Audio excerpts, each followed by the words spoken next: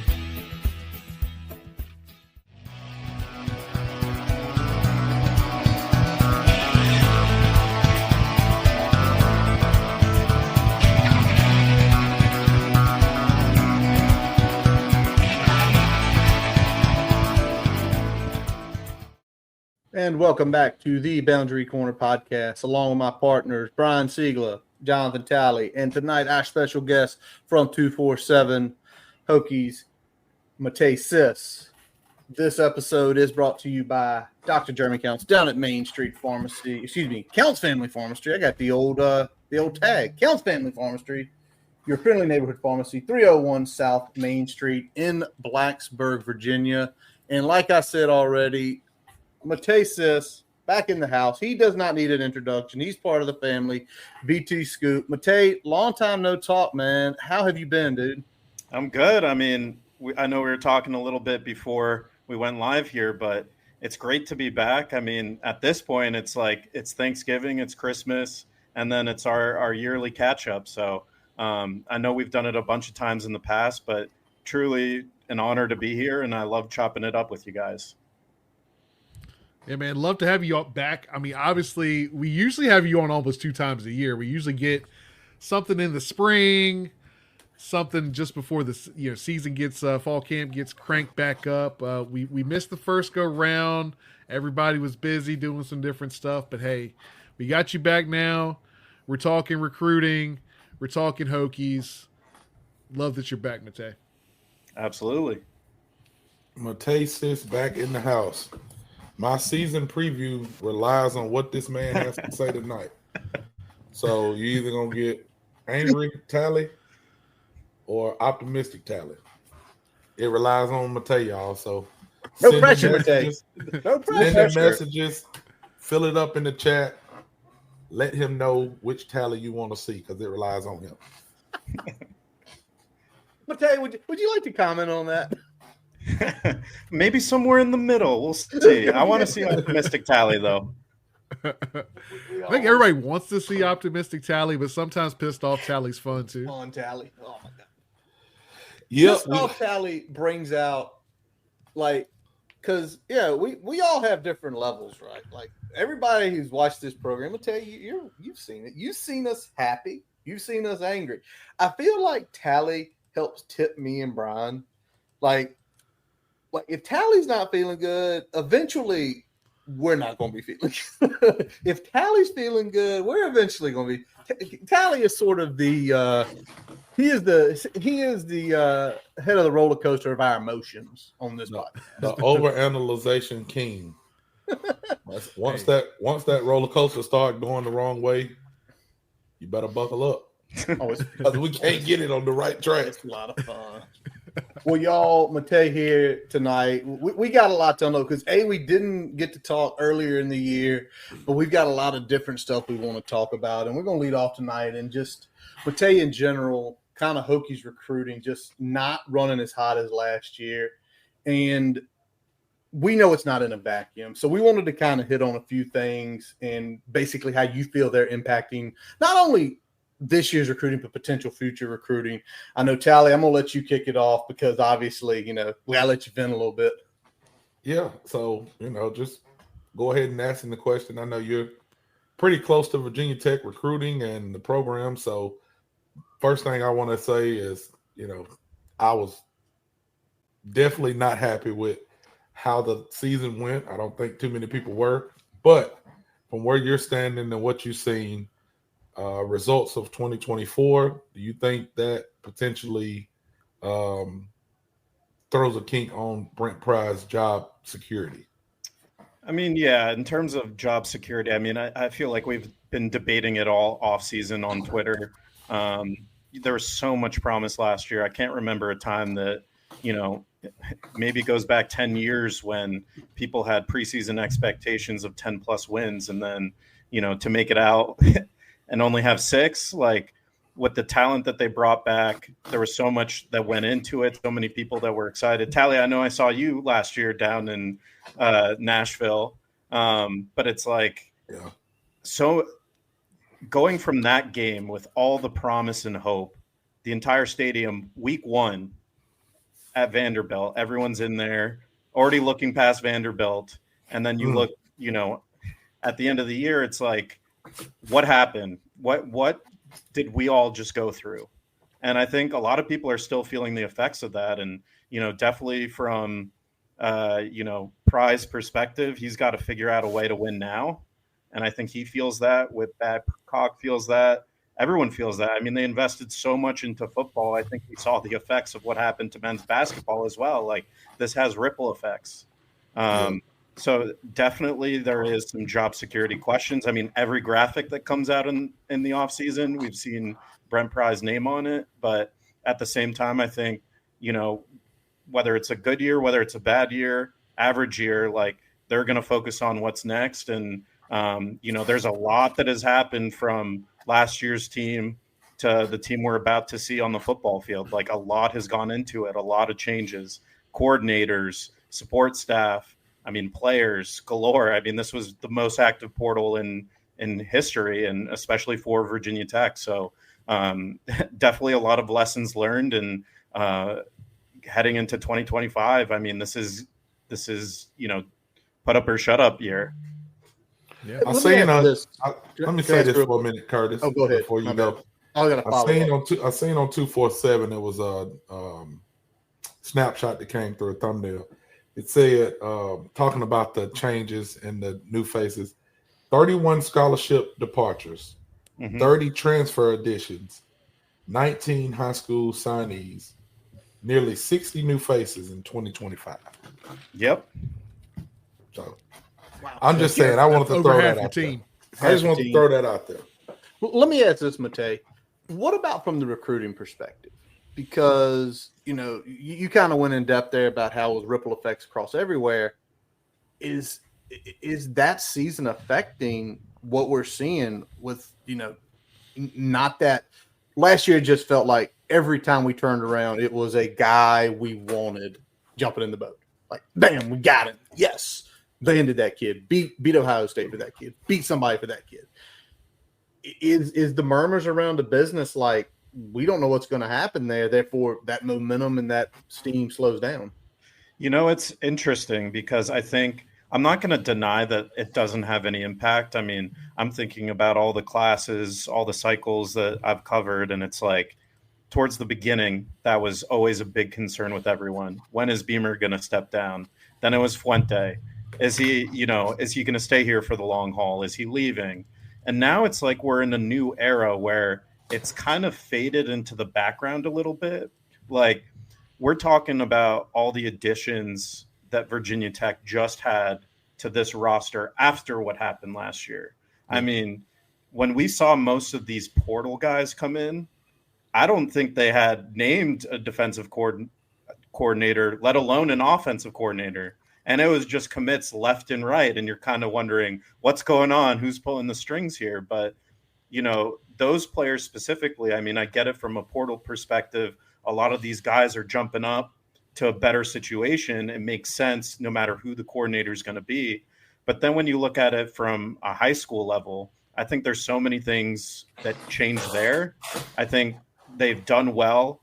I think the staff has always done well given their circumstances, whether it's, these guys can sell anything, whether it's we need you to come here because we need to change the perception around here, or something like, yeah, last season was a disaster, but we had 5 guys drafted, 11 more guys signed onto a team. Yeah, it was a disaster of a season, but we're at least getting guys to the pros. Do you want to be a part of that? Mm-hmm. So no matter how you spin it, there's always a way around it. But I definitely think there is at least a slight impact of recruits saying, okay, what is this going to look like in the long haul? Yeah, and I mean, I know with NIL and the transfer portal, you're not seeing guys stick around like a full 4 years, even in favorable conditions, right? So sometimes new opportunities open up, they want to take advantage of that, and they move on. But when you look at the way the expectations versus the outcome worked last year, it definitely seems like it's hard to tell whether it was did this class start a little slower because of the way the season played out? Did it start a little slower because you had coordinators that were fired as a result of that, and now you're having to reestablish some of those relationships that you took a year building at the start of that class cycle, now into the time of year where you start seeing some commits come through? It's really hard to say. And let's talk about that NIL a little bit. So, we've got settlement details finally came out. There's been some kind of challenges to certain language throughout the process. How is this whole NIL house settlement and stuff like that playing into how the Hokies have kind of set up their recruiting board this year? Yeah, it's been super interesting. And I mean, this is something I've, remained like I was watching it from the very beginning. I'm sure most of us were, but it was delayed, finally came through. I think it's been interesting because I haven't seen, in terms of Virginia Tech and how they operate, at least from a football perspective, I haven't seen like a huge dramatic change yet in terms of their philosophy, how they're approaching, whether it's the portal, high school recruiting, or guys on their current roster. Like, we've kind of seen the trend of smaller high school recruiting classes, getting guys of need in the portal. And for the most part, like, we've seen Virginia Tech retain who they needed to retain. Whether that's their quarterbacks this offseason, last year was pretty much everyone. It has, I think, the biggest impact, and we've kind of seen it hit high school recruiting this year, is that I think there's a lot of short-term effects from it, that these big collectives kind of offloading a lot, and maybe we see more movement in schools that we're not typically seeing that from. Immediately, like Texas Tech comes to mind, coming out of nowhere. Okay. Yeah. There's plenty of other examples like that, but I think we're kind of seeing right now, from a high school perspective at least, we're seeing a lot of inflation, I think. We see more guys than ever right now committed to schools. I think the available player pool is a bit smaller than it has been in years past, but overall, I think, it helped a little bit in terms of Virginia Tech landing some of these portal guys with the expectation that this was going to happen. But then in terms of recruiting, I think there's some other benefactors across the country. Yeah, and that's the thing about the NIL, the deal and everything, because now everything's scrutinized, right? I mean, there's already been reports of deals like, nope, deal's not good. Yep. Deal's not good. This, and in some situations that's going to hurt, but eventually I think people will find their way to work around it. And if the Hokies are having any issues, will we hear about it? Maybe, maybe not. I think they've got enough individuals inside the state of Virginia that have businesses that they can easily just say, give that kid $100,000. Let him come be a speaker for your business. And what can you say? Their business, they want to pay a kid $100,000 to come speak, whatever is going to work. But let me flip back because we've mentioned the portal a couple times. I want to know the effects that you think are having the portal the way it's working now or it's having on high school recruiting, because the way you kind of got to look at it, if a kid thinks, I'm going to come in and play day one, boom, boom, boom, portal, like that's my position. Like, how can that be negative, positive in high school recruiting? And I know some people are saying, yeah, but those guys are like way down the line. And it's like, it happens a lot quicker than you think. And then you also have people who are recruiting to sophomore and junior. We think about the recruit last year, Curtis Perry. I know he didn't last. He made JC really mad. Whatever. I'd love to hear the backstory on that. Maybe catch JC at PK's one night, give him about 10 beers in, he'll give us the whole story. But when you see that, it's like, well, I'm a defensive lineman. Well, and they just got that kid in the portal. Is that my spot? How much do you think that is in the minds of high school kids now looking at how teams are recruiting to the portal? I think it's definitely in the minds of a lot of high school kids, and I think it varies per program, because not only are you looking at guys now, like if you go to the 24/7 database and you're just sorting based on, 5 stars, 4 stars, 3 stars, there is a different story for every kid. There are some kids that their financial situation, they're going to go with the highest bidder, no matter what. Doesn't matter what your program provides. There are some 3 stars the same way. There are also some 4 stars that, believe in the vision, maybe are a little well off, whatever their situation is. Like, they have it within them that they want to go to a place where they trust the coaches to develop them and they know it'll pay off down the road. And I think when you look at a school like Virginia Tech, what they're at least trying to do is avoid those guys that are just in it for the benefits, guys that may take, some money right away, but they don't see them for the long haul. Guys that are flip-flopping through the recruitments. There are even some like we already saw some guys that said, I'm committed to Virginia Tech, but I want to take an official visit elsewhere. And, I want to see what else is out there. And Virginia Tech has been like, you should go see what else is out there, but then don't be committed to Virginia Tech. And I think that's kind of their stance on that.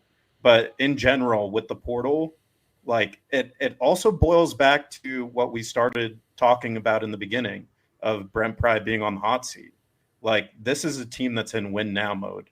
They needed to bring all those guys from the portal. They need to win now. So that is the priority.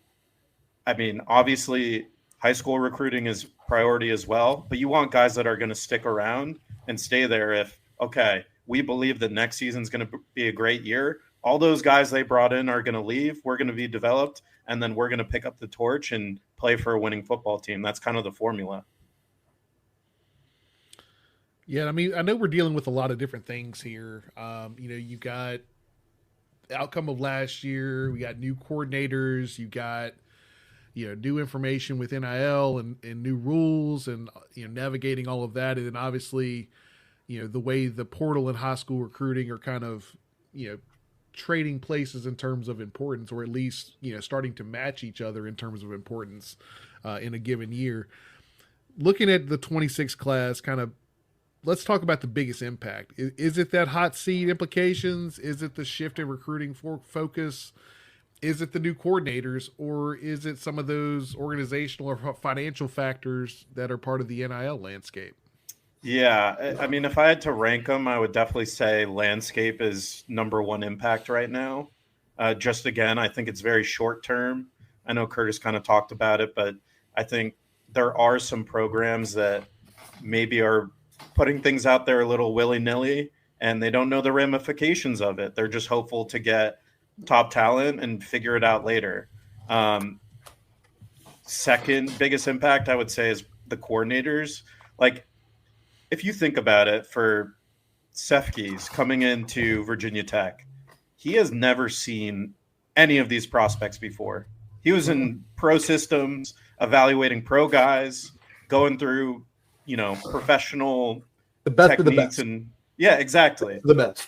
So now you pluck him out of Arizona. He's coming all the way across the country, and he is not only getting to know these guys, like half of them he's probably seeing for the first time when they come to campus, but now he's got to evaluate them on a different level and build the relationship at the same time.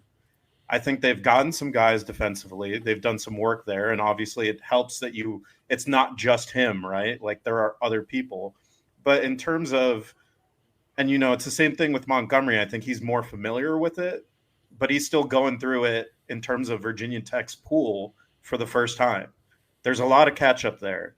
And I think a big thing that we're seeing right now, like, I think about July 4th every year. I mean, it's day after day, multiple commitments a day for Virginia Tech. They try to get 80% of their class locked up July 4th every year. This year is different. This year, there's only 9 guys in the boat as of right now. Mm-hmm.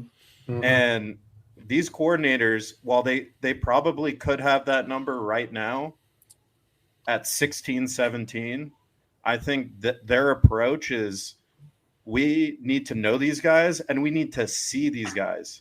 We need to see them for their senior season. We want to see tape. We want to go, bye weeks, whatever, midweek, see these guys play football, live football. Yeah. And I think that's a big part of it right now. So I definitely think coordinators, big part of the whole recruiting equation.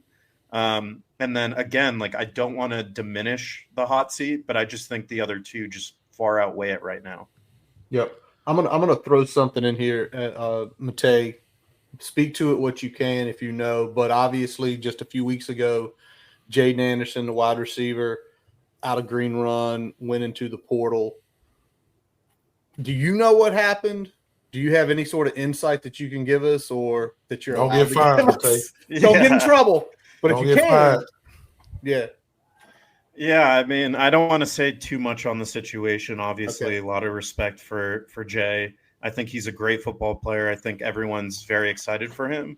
I just think that, sometimes there's a transition element from high school to college, and some things get lost in translation, and I'll kind of just leave it at that. But, I think it's tough because not a lot of people can really talk about it. But at the end of the day, you just kind of wish him well, because it's, a guy that wanted to live out his dream at Virginia Tech. And then, things happen, obviously, but at the end of the day, it's best for both parties to kind of move on and wish each other well. There you go. There's also another one in here, and we're going to kind of chuckle about this, but Peyton Falzone, he already I didn't know he decommitted from Penn State. Like, Yeah. I mean, how tough is that just for you reporting on this? And like, okay, he commits to us. Oh, that's great. He goes to Penn State. It makes sense. Pennsylvania. And now he's at Auburn, which Auburn, from everything I'm seeing, Tally, you can confirm this. Auburn's kind of looking like a shit show right now. Freeze he's something else, man. But I know one thing, he better do something. He better do something, because they ain't gonna play with him down there too long. But how does that go? A lot of people off already. But for you, Matej, how does that even go? Like, researching a kid, getting to know, and then all of a sudden it's like, it's the freaking stock market. Like, where is this kid going today? Yeah, I mean, it happens a lot. I wouldn't say it's at the same level, but you guys remember Demetrius Davis? Just Hold on. Hey, Bassmaster already beat you to it. I heard Auburn, and all of a sudden my mind went there straight away. I mean, it happens a lot, right? Like, at the end of the day, these guys are 16, 17, 18 years old. And all of a sudden, in the modern era, you're talking about life-changing money places. And, I'm not quite sure what the situation was at Penn State. because when he was committed to Virginia Tech, that was always the school to watch. There was no mention of Auburn at that time. And, from there, it was kind of a clean cut. I know Virginia Tech still continued to recruit him here and there. But at that point, I didn't follow as much. So I was a bit surprised to see him flip again to Auburn. I don't know what the situation there is with Penn State, if they told him, go ahead and find a situation. But this happens everywhere. He's not alone in that. All right. I'll tell you, I'll say this, and this is from somebody who don't know shit. This is just from somebody who, I ain't gonna lose my job. Yeah, I ain't gonna lose my job for talking. Nowadays, these kids, the recruiting aspect of stuff is, what can I get? Not all the time, but some kids is, what can you offer me? So even if they commit to a school, they'll go back to a coach and say, well, such and such called and offered me this. And such may have called and offered you that. But what's getting lost in translation a lot with kids is you have to be in the right position for you to produce. Like, my kid is a baseball player, right? And travel ball is ridiculous. So you get so many coaches you'll be at a tournament and they see you play and they'll come, hey, man, y'all should come over here to this program. And if my kid comes and plays on that team, he might not like them kids. He might not like the colors. He may not feel the same when he's on the field. Like the kids that he played with right now, he's played with them for probably 5 or 6 years. They're comfortable with each other. If he strikes out 3 times, it's not really going to have nobody to rag him. You know what I'm saying? But you go to another team and you strike out once, you may have somebody on the bench that goes, hey, you suck. So I take that back to like where we are. We're talking football, right? So sometimes you can have a team that's really strong, a program that's strong, or even a recruiting class that's strong and hold together. A lot of times now these kids aren't giving themselves the opportunity to even do that. They're just going with the next best thing. Speaking on the Jaden Anderson situation, which I can't speak on it. I don't know him. I don't know what happened. I'm just saying from the outside looking in, as a grown man, if you start a job and you're on that job 7-8 days and then you leave that job or you get fired, something happened that they didn't like or something happened that you didn't like. So we can throw all these theories around and we can ask the questions, Bassmaster, what happened? Something happened on one end that somebody didn't like, or something happened on the other end that somebody didn't like, or maybe both ends. But you can kind of take that and use that as you will, because like I said, I don't know the kid or his family. Definitely wish him well, very talented kid. But us as fans, like, we throw so many theories out. Well, I heard this or I know this, and we don't know nothing. We don't know what's going on in that kid's household. No. We don't know if that kid gets homesick and wants to go home. We don't know if that kid gets there and says, hey, man, y'all got too many people in this room. We don't know what. They might not like the living situation. I've had kids here in Huntsville. Huntsville's it's in Alabama, so we still country, but like Huntsville's a city. I've had kids that, leave here and go to Jacksonville State, and they're calling their parents and go, I'm in the country, man. Like, you got to come get me. I can't stay there. My kid did it. My daughter went to Jacksonville State and stayed a year, and she was like, I want to come back home and go online because there's no Chick-fil-A here. Like, that's a big thing.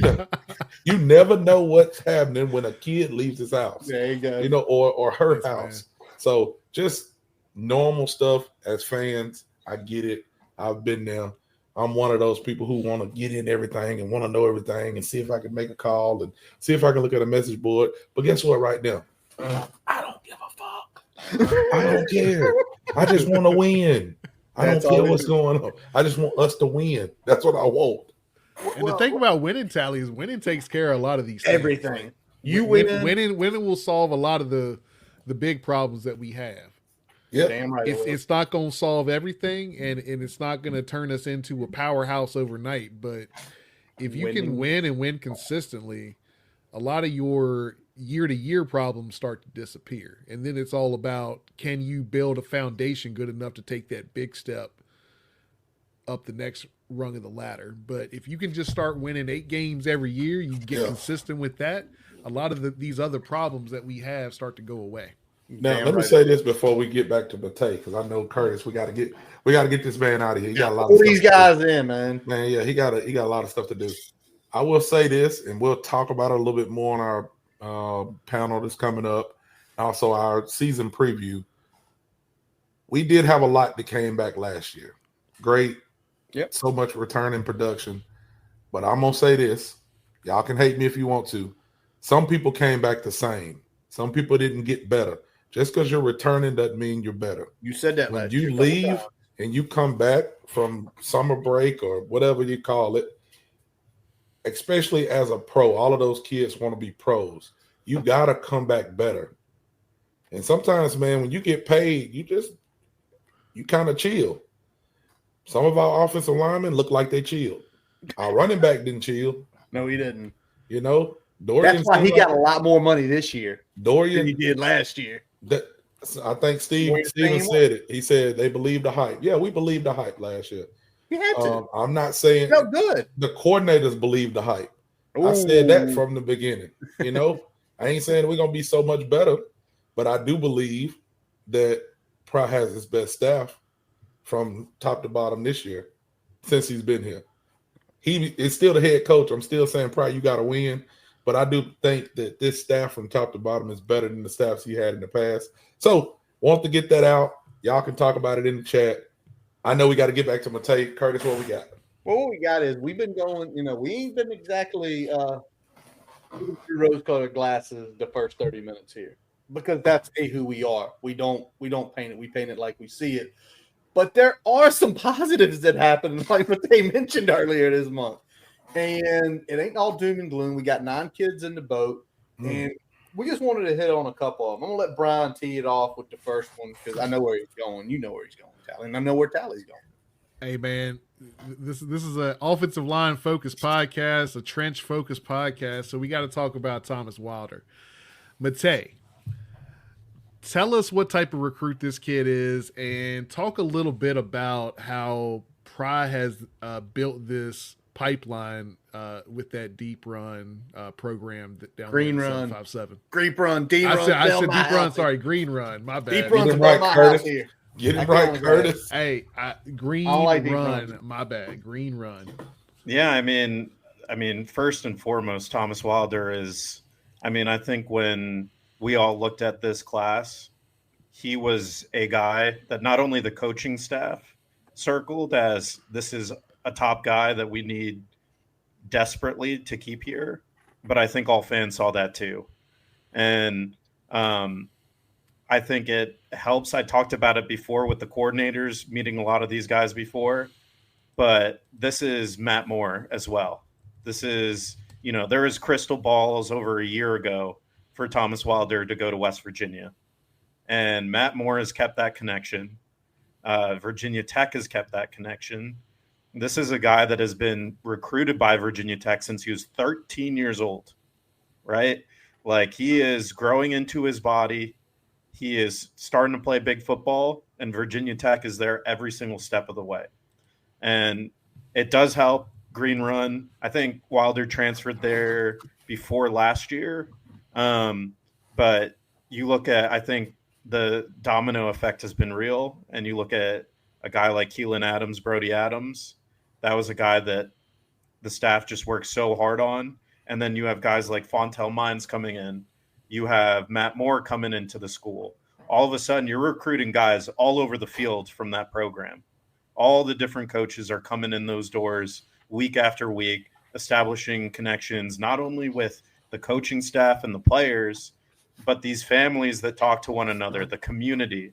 So I think they've shown a willingness, and granted, these are great players. Like, not every high school, especially in state, are you going to find multiple guys on the same team that you can confidently say, in our 16-man recruiting class, we're going to take 2 to 3 of you guys.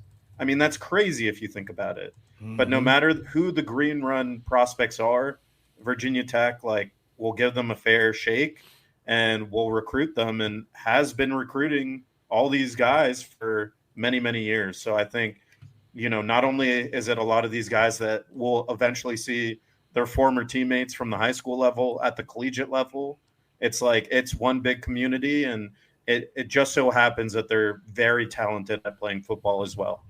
Make your next vacation unforgettable.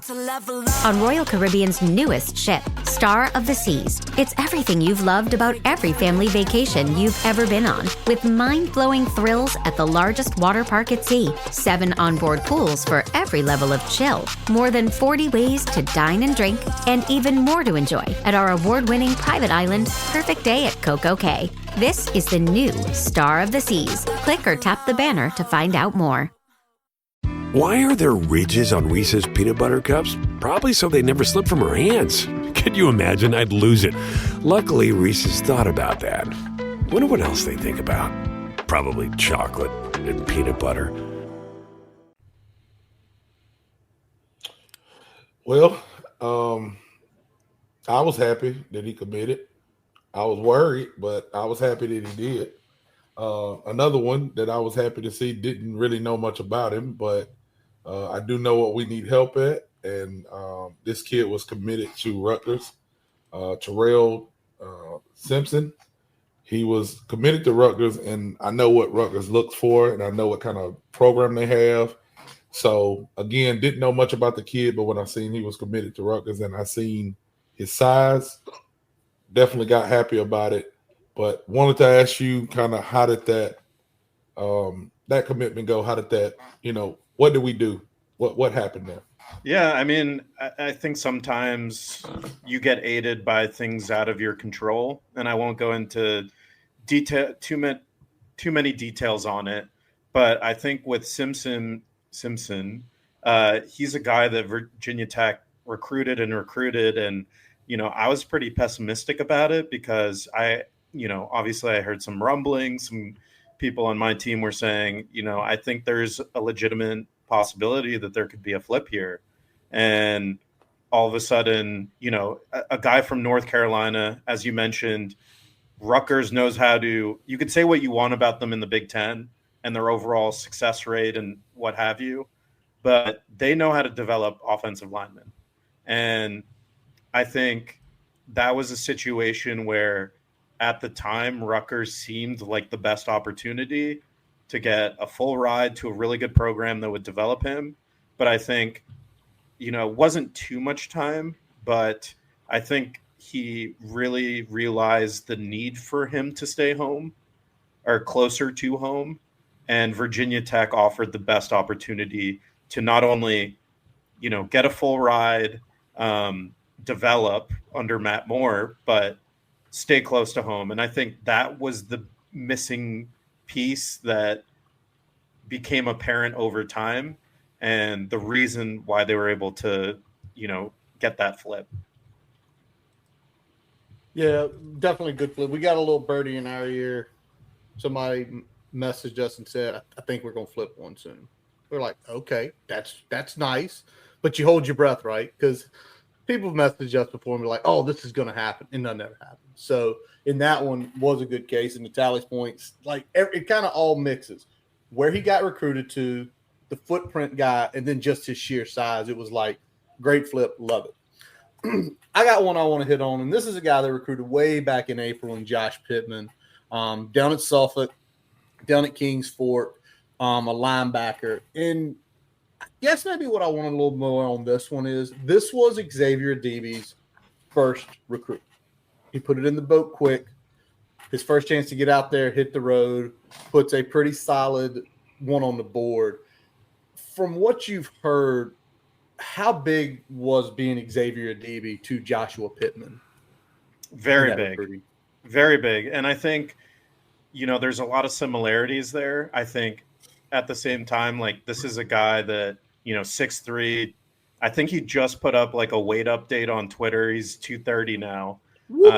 Yeah, he is following the plan then. He sure is. This is a very dedicated, serious young man that really wants to be successful. And I think they view him as a guy that can do a lot of things. They view him more as an outside linebacker, maybe a guy that could, in certain situations, rush the passer, maybe play closer to the line, but just a really solid player. And I think when they were looking at, we're going to take 1 to 2 linebackers this class, they always knew in the back of their mind they wanted him as one of them. So I think that's why it was so quick. Again, only 9 guys, but of the 9 guys that are in the class, it's very clear, like, these were the guys that Virginia Tech was like, we need to say yes to. We need their commitments. Again, like I said it a bit earlier, they could have 16 by now. They decided we're not confident on the other 7 or so. But the 9 guys that they have right now, including Pittman, like they knew they wanted him at linebacker. I love hearing that, and let's talk about that a little bit, because you've talked a couple times at this point about maybe a couple of these guys that could have been in the boat that we've either kind of pulled back on, or you got new coordinators coming in, want to see a little bit more before they pull that trigger. What other schools have benefited from that? Looking at maybe like the top 20 in the state. Is there certain schools that have benefited maybe from us taking a little more of a slower approach this cycle as a result of those new coordinators? Yeah, I think, it definitely varies in terms of, like, definitely there's another in-state school that has benefited, other ACC schools. But I've also seen, like, I know there was one battle with Texas Tech. I'm trying not to like say all the names here, but I think just in general, like, there are other schools that have benefited definitely from Virginia Tech kind of waiting out the process. Like, you can kind of put it together. Like, when the official visits happen late May into June, like, a lot of these guys are pushing to commit, right? And we've seen so many commitments to various different schools where Virginia Tech was in the top 5, the top 3. Sometimes even it was 2 schools that a recruit's choosing from. And, I want to be clear, in some instances of that happening, that recruit decided, I want that other school, but there have been opportunities for Virginia Tech to add, and they said, we're just not confident right now. We want to see some more film, and all the best to them as they make their commitment and have a spot somewhere else. Nice. We've mentioned a couple times 9. That's where we're stuck at right now. And you obviously pay attention to the portal, to the class size, to maybe say this guys that you thought would make an impact by their 3rd season. It's just like they're just not coming to fruition. Where do you see this class landing? What's your number? Just like, again, playing the scholarship game, they're going to need this from the pool. You're logged in. Where are you throwing your dart and saying, I think we're going to land about here? Yeah. So I would say last year they got 20 high school guys. And if you think about it, most of that was done, and I always bring it up, but like early July is when the spree starts. Throughout July, maybe early August, maybe you get like sprinkle in 1 to 2, like September, October. And then all of a sudden, like last year, I think Virginia Tech was 16 or 17 guys. And then all of a sudden you have a late flip. And then you add a guy like JoJo Krim, and, you're able to kind of, you've already developed these relationships, and maybe you can take a couple more guys as you figure out the numbers. So I kind of see the same thing this year. Like, I know it's been a little slower to start, but I realistically can see Virginia Tech like at 15 or 16, and then they could push up from that closer to signing day. Because I do think there's going to be, like, I keep saying it, but so many guys committed already. And I think there's a lot of prospects that Virginia Tech's going to fight for. I don't know, like, a lot of them are long shots, but at the same time, like, you never know what could happen leading up to signing day. Is there a coach that leaves or moves on? So many different factors. So I see it as somewhere between 16 to 18, maybe even pushing 20. Okay. A little bit bigger than I thought when you start talking about that bigger number being 20. But I guess I gotta ask, man. I mean, I don't know how much you can tell me, but I at least gotta ask you. Names that I guess we haven't talked about, are names that you may be hearing that we're targeting. what are some names that you can give us that may be Hokies by December?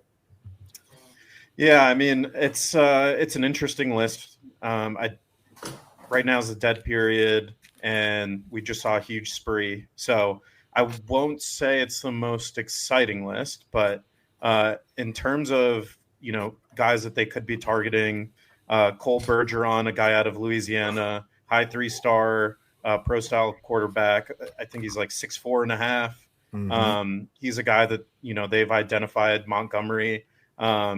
He's someone that has Virginia Tech on top right now. I think they're in the, they very much want to add a quarterback to this class, and he seems like the favorite in my opinion.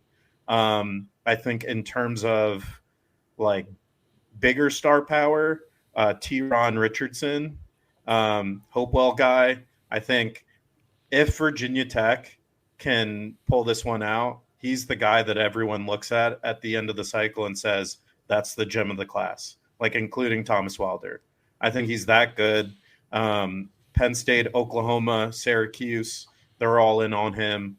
But, yeah, he's a big one for this cycle. I think, the biggest fish that's probably out there. I know I've seen like Elijah Golden. He's announcing pretty soon, I think on the 26th. He has Notre Dame, Bama, Oklahoma, and then Virginia Tech in his Final Four. I think that one's like an absolute long shot, but you just never know. Like they've recruited him for a very long time. Personally, if Notre Dame and Alabama are calling, I'm listening. But he's still someone that's, in the conversation at least, and that they're pushing for. Other guys, I know Jalen Burrell has been an interesting one. He's a high 3-star. I think he's listed as a safety. I believe he's playing wide receiver for his high school program. And I'm not sure if he's looking to go the route of wide receiver or not, but he's someone that definitely Virginia Tech wants to monitor through senior season. Charles Belser, linebacker out of Philadelphia. He's got Michigan State, UCF, and Virginia Tech in his top 3 right now. He's another guy I think Virginia Tech would want to add from an inside linebacker perspective. And then, a name to watch, got to mention Green Run again, but Sean Church Jr., he's another cornerback, big lanky guy. I think he's like 6'3", 190 or so. Could play multiple positions. But yeah, and also Zay Cleveland as well. Like I know he's already in the boat, but it's just funny how much Green Run can give to Virginia Tech. But he's someone I think, again, like with a big senior season, I could see that happening. But again, I think like the names, I always say that, I feel like I say this every time I'm on here, like the names always change, right? But I think the idea is that they're looking for a quarterback, couple wide receivers, maybe add to the O-line and D-line if it's, someone they can really add to that group with. And then I think they round it out with a couple safeties, a linebacker, and maybe another cornerback. And I think you're talking about like a nice class. Oh, and definitely a tight end. They definitely need a tight end. Definitely need a tight end. Yeah. Definitely. Let me ask you this, Matej, and you talked about some of the schools in the mix for these kids that are still, haven't committed yet. When I look through kind of the commitments for the state of Virginia and kind of look in the footprint in general, I'm seeing Syracuse in a lot of these battles. Either already have a verbal commit or are pretty high in these final roundouts here. Is Fran Brown making a big push down in the Mid-Atlantic this year in general? Number one, and number two, we've already seen a couple flips. Are there some flip opportunities for the Hokies that you've already identified that we should keep our eyes on? Yeah, I'll say with Fran Brown, I mean, it's not to the same degree as like a Texas Tech. I mean, this is just my opinion, right? But like, I think when I talk about or have talked about tonight about some of those short-term impacts of like some schools are operating in a different way than others, I think Syracuse is one of those programs. Like they're seeing the benefits of some of the rules changing, and I think Fran Brown is legit as a recruiter. I think he has a great staff for it. I mean, they just got blanking on his name now, but they just got that 5-star guy over Michigan, which was a big shocker, but and Miami. But yeah, I think Fran Brown has done a good job in terms of flips. I think Amari Go who's committed to Syracuse now. He's a guy that Fontel Mines has been recruiting a lot. I think, athlete guy would play wide receiver at Virginia Tech. He's someone I would keep an eye out for. Dysere Carter over at Rutgers, another Rutgers guy, but again, wide receiver. Just my opinion, I just think Fontel Mines, the way that he operates, he's going to continue to recruit guys till the very, very end. And we've already seen some cases where he's gotten some flips from it. But overall, I think that could end up winning out over the long haul. I think both those guys are probably still long shots. I know everyone's like, Carter Scruggs, like, can Virginia Tech get him from Clemson? That one's long gone, but, Virginia Tech will continue to recruit him. I mean, Darius Gray, even though he's uncommitted, he's not going to commit to Virginia Tech, spoiler alert. But again, I'm trying to address the fans here, but that's someone they're going to continue to recruit. And maybe a guy like Isaiah Simmons at Pitt to add another linebacker. I know Virginia Tech was high on him. He chose Pitt. But those are kind of the guys I'm looking at right now. I think Go and Dysere Carter are probably the most realistic, but still a flip alone is, very unrealistic. But those are guys simply because Fontel Mines and the history there. Yeah, when I brought that question up and brought Syracuse into the discussion, I was hoping you were going to say Amari Go's name. So yeah. It's an 804 kid down at TJ. So, but it's really funny how you mentioned Fran Brown and what he's doing. But the biggest thing that he did last year was win 10 games. If that guy was 3-10 last year, no one would be looking at Syracuse. But you win 10 games, you're the hotness. Also, the billionaire donor maybe says, okay, here's an extra $5 million this year because you kicked ass last year. Exactly. Hey, yeah, I mean, pulling Calvin Russell was a big deal. Yeah, so. Calvin, yeah. Oh, God, yeah. Huge deal.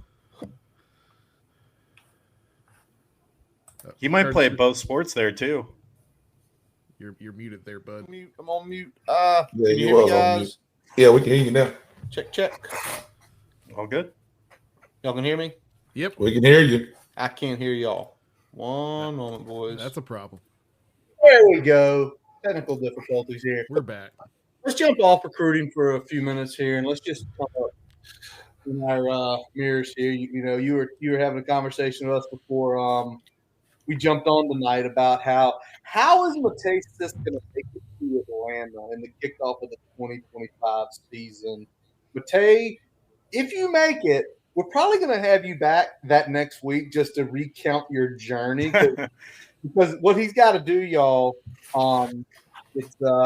it'll be a great story. But let's talk a little bit about this season in general. And we've mentioned their names a couple times, and there's also a few other guys that have not been mentioned thus far. But what did you feel about the moves?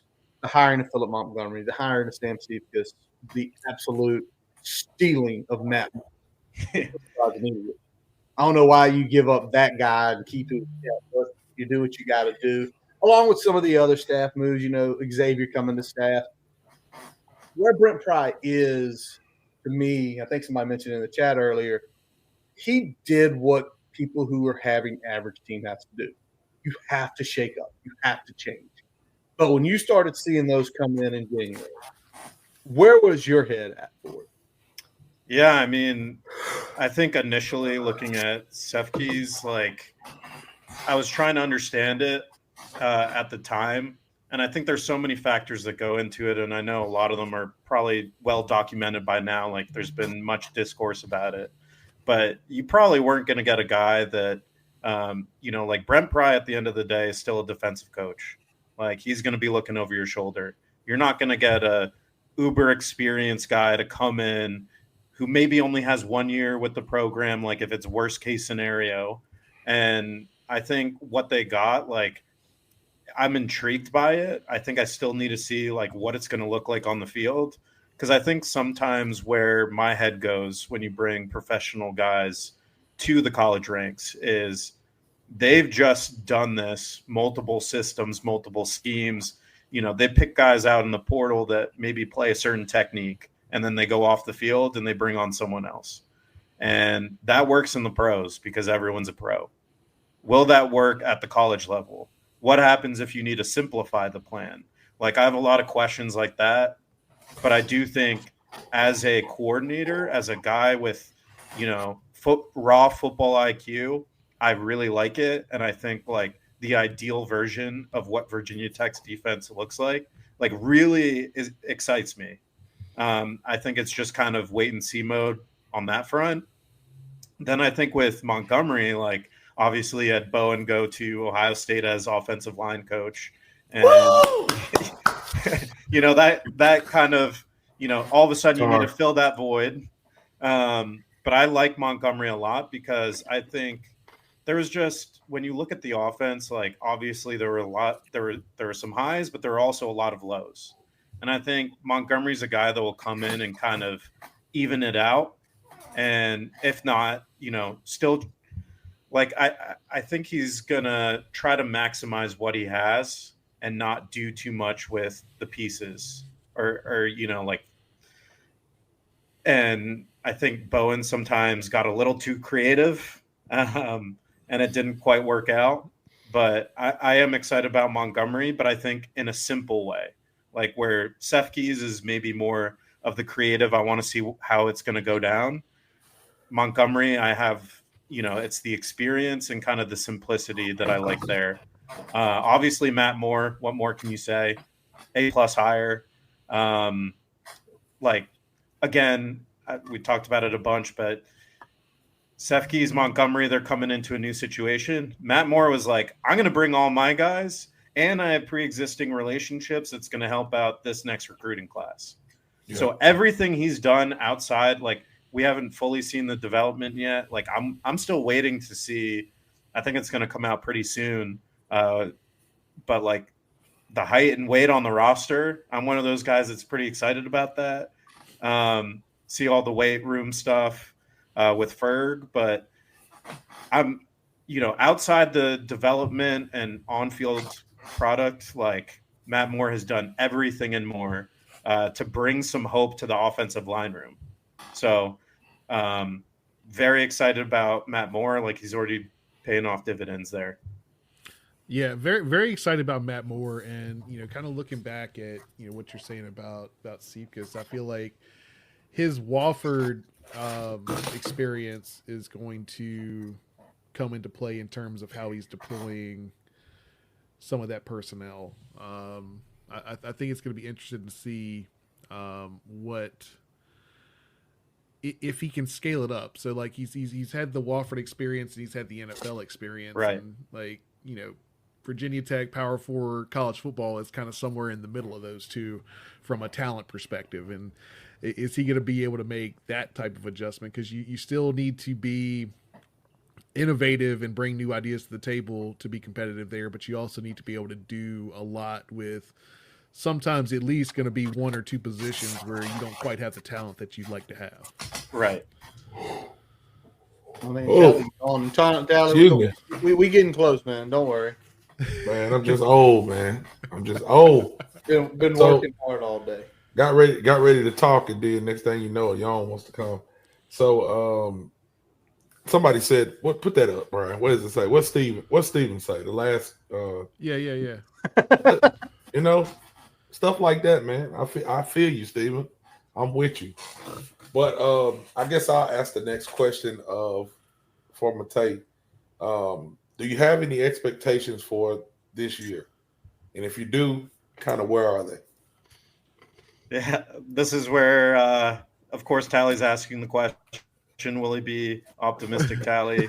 or will he be? He gave you a whole hour, and he's gonna finally. He sure did. To be honest with you, I'm somewhere in the middle. I truly am somewhere in the middle. I think there are so many unknowns. Last year, you look at the roster. I mean, we've gone through it like a million times now, but there are so many expectations. Like, there were a lot of knowns. This year, I think you brought it up earlier, Tally, 60 new players on the roster. There's a lot of unknown. There's a new scheme on both sides of the ball, and there's a lot of pressure as well. I think the good news, I don't feel like the ACC as a whole is, or at least I know the schedule is kind of, there's a couple really tough opponents next year and a lot of teams in the middle. Right. But I don't feel like there's a ton of, like, the talent compared to last year feels down. So I think there is a path for Virginia Tech. I think my realistic upside for them is, 8-4 is for me. Like, that's me trying to be as realistic as possible. But I think I land somewhere at 6-6 at the end of the day. Yeah. I get it. I understand. Kind of the same. So, y'all don't get to see no Tally. You just get the regular one right now. The middle. You get to see the middle right now. Mid Tally. You get join Mike. You get to ride the mid. So it is what it is. Mike. Yeah, that's like, I like what you say there, because the 8-4 is the good, right? But until the head coach proves certain things can be managed, right? Because we go through the last 2 seasons, if certain things have been managed right, I don't think we're sitting here questioning anything. You think about the end of the Vanderbilt, the end of the Rutgers game, the end of the Duke game, the Syracuse debacle. I'll give y'all some hopium. As much as we bitch and complain, this team was very close to winning 9 and 10 games last year. And if that had been the record next to it, Tally'd be a lot happier. I'm throwing stuff. I'd be a lot happier. Yeah. So, to me, he's made the changes in one aspect, and Tally has said it numerous times. Can he change himself? Because that's what it takes. He's made all the pieces around him right. Can he learn from those guys? Can he learn from other people and start making other decisions? I think we got one more, Brian, before we you got something you want to say? Go ahead. Yeah, I will piggyback on that a little bit. I mean, at some point at the day, I think Pride does a very good job of evaluating the program, but at the end of the day, if you're doing your evaluations and you make your adjustments, at some point you got to get better or you got to go. And so that's where we're at right now. I think he's done the things he needs to do from a self-evaluation standpoint. We need to see it put into action, or we're going to be having this same discussion next year, except the seat's going to be on fire, and it's going to be, if you don't win 8+ games, you're probably gone. Yep. Mm-hmm. We're going to be facing that type of situation this time next year. So that's where I'm at. But let's go back one little more round of recruiting stuff real quick here before we let you get out of here, Matej. So we had this really good 2025 class. We feel really good about it. What's a commit that you think is going to be a household name come December? Household name? From this last class, let me think. 2025. That's a big class. There's 20 people. So yeah. Do we want transfers, or are we talking like no, high school? Like high school. Just the high school guy. Any guys that's going to be a pretty immediate impact. Whether it's guys that had some reps in the spring, or whether it's somebody that sure. And that's the thing with the portal. I was gonna say that's the thing with the portal. There are some guys we've got the tape right against elite comp. Like that's true. Football. I think in terms of high school guys, Sheldon Robinson's a name that jumps out. And the thing that makes me very happy about him is I had that feeling before he signed. Like, he was going to play. I think the coaching staff thought that.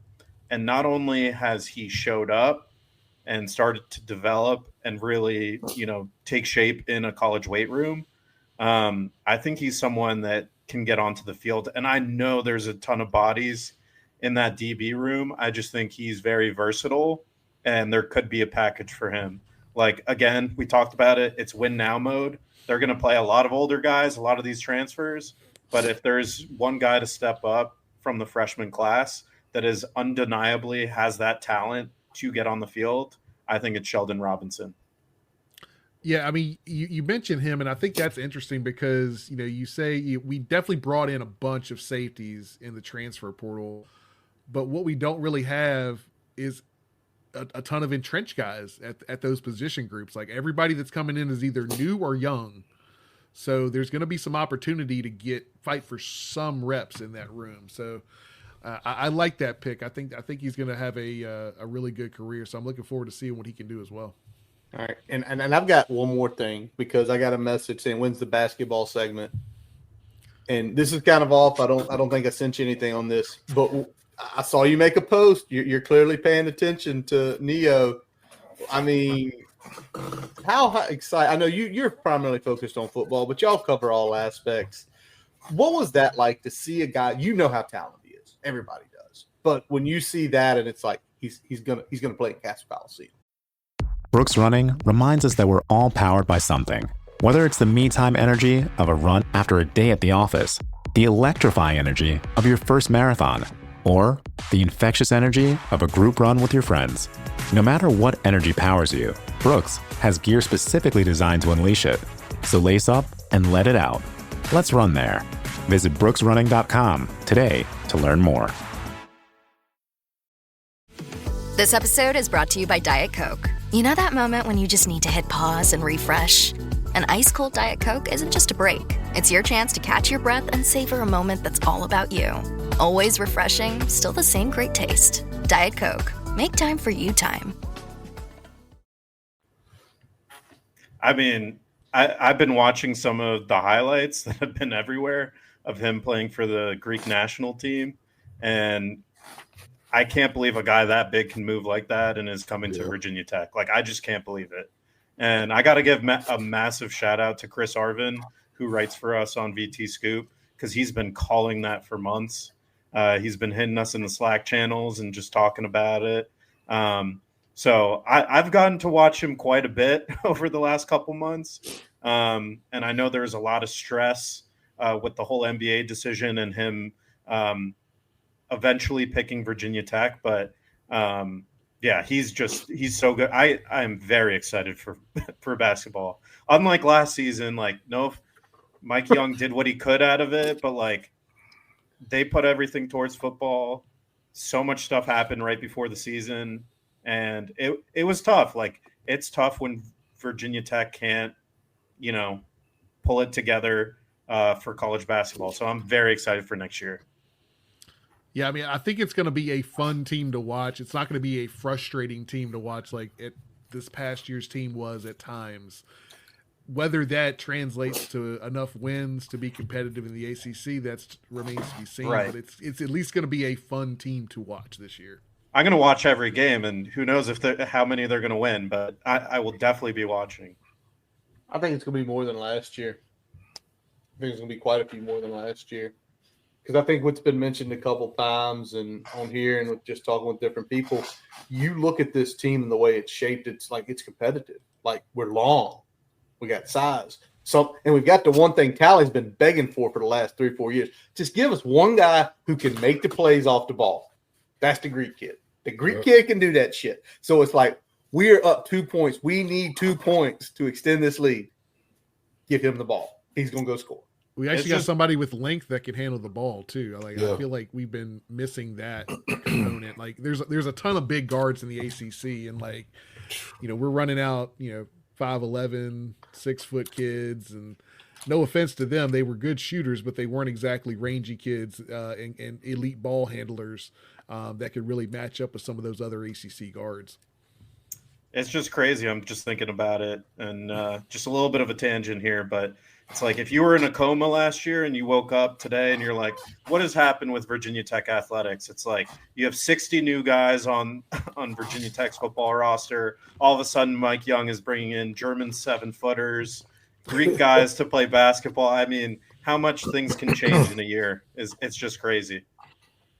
Yeah, for real. I just need somebody to be good. Basketball, baseball, football, softball, wrestling.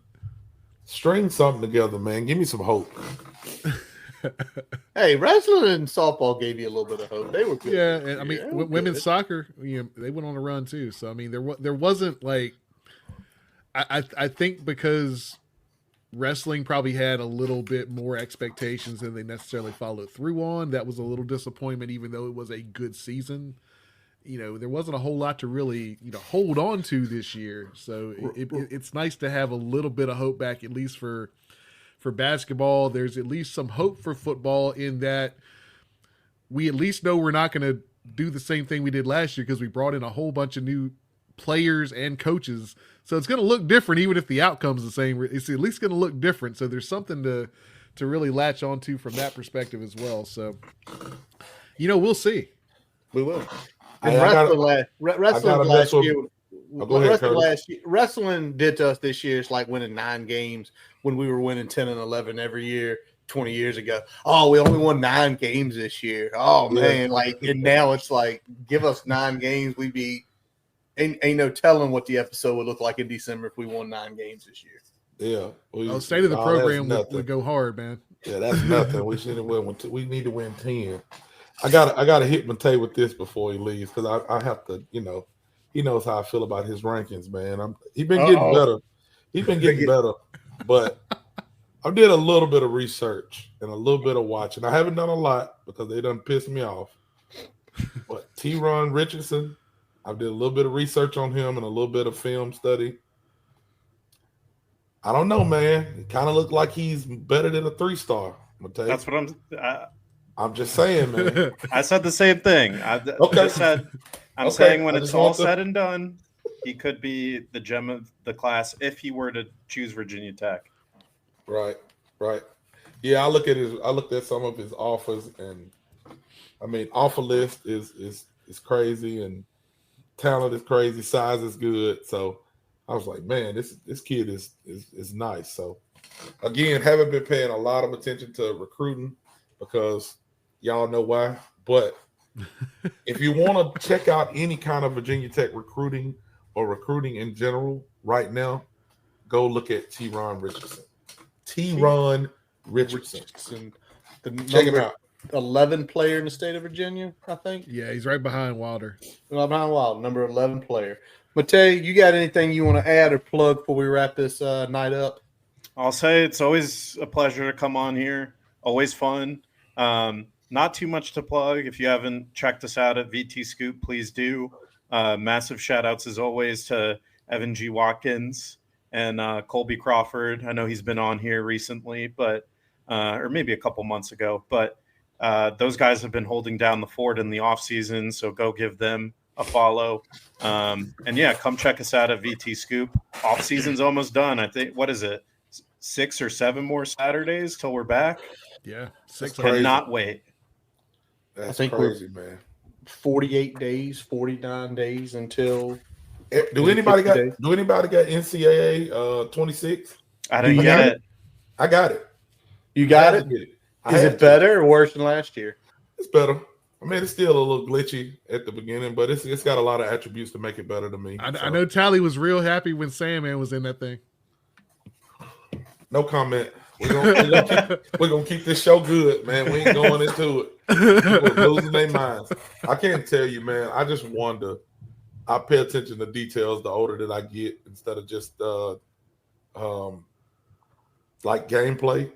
So I'm playing with the Hokies, of course, and I'm just listening to them talk about like Kyron, and they're talking about, well, last year, if they had come down with this Hail Mary at Miami, whole season might have turned around and been different. I'm like, how much time do they put into these games, man?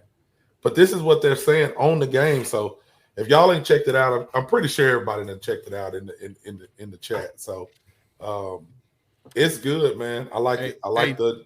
Here you go. A lot of people. You got to add New King, man. New King. Oh my God! I thought he was gone this week. You got to add Robbie. I thought he was gone. You got to add Josh.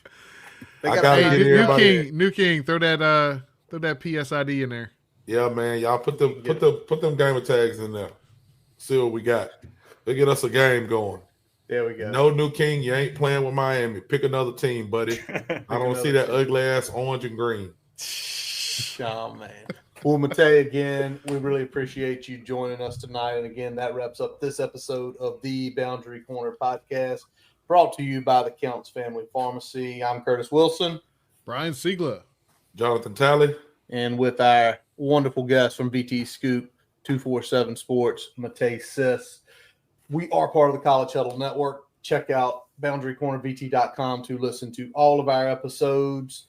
Also, Twitter, Facebook, Instagram. Follow us. Subscribe to the YouTube channel as well. We're also on any podcast source you can possibly think of. That impressed my oldest son today when he asked, "You on Spotify, Dad?" I'm like, "Yeah, I'm on Spotify." Yeah, I can watch you. Like, yeah, I guess you can. I don't know. Anyway, always check out our music man, Jason Long, who plays us out every week. Check out jasonlongmusic.com, where you can link to all of his music, Apple, Spotify, YouTube, Facebook pages. He is going to be this Saturday, fresh off his trip to the Big Apple, going to be at the Grandin Village Farmers Market down in Roanoke.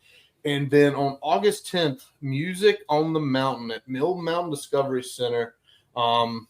Check that out in Roanoke as well. I'm sure the Chelsea Market in Grandin Village is about the same. About the same, right? About the same. We appreciate you guys for always listening, always in the chat out there. And as always, let's go. Hokies.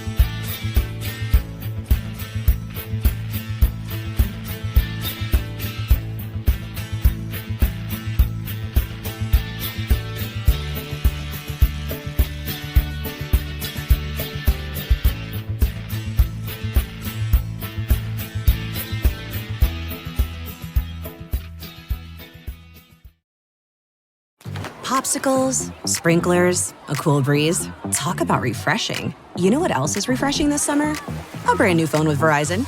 Yep, get a new phone on any plan with Select Phone Trade-in and My Plan. And lock down a low price for 3 years on any plan with My Plan. This is a deal for everyone, whether you're a new or existing customer. Swing by Verizon today for our best phone deals. 3-year price guarantee applies to then current base monthly rate only. Additional terms and conditions apply for all offers.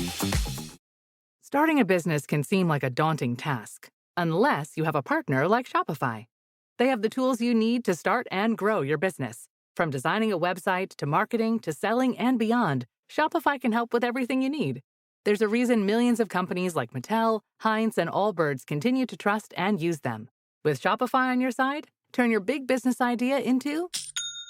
Sign up for your $1 per month trial at shopify.com/special offer.